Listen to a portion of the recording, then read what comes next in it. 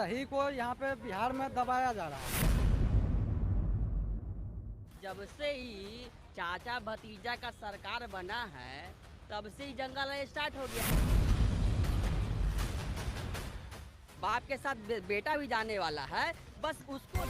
नमस्कार दोस्तों, आप सभी को पता है कि मनीष कश्यप गिरफ्तारी दे चुके हैं। बिहार पुलिस मनीष कश्यप को अपने जेल में रखा, उसके बाद कोर्ट में पेशी की गई तो बिहार पुलिस ने मनीष कश्यप को कस्टडी में लेने की बात की है और कोर्ट ने यह आदेश दिया कि मनीष कश्यप के बेलूर जेल भेजा जाए और वहीं पूछताछ किया जाए। दोस्तों, जब बिहार पुलिस मनीष कश्यप से पूछताछ कर रही थी तो जमीन पर बैठा दिया गया था और उन्हें कुर्सी भी नहीं दिया गया। ये कहाँ का न्याय है? मनीष कश्यप क्रिमिनल अपराधी तो नहीं है।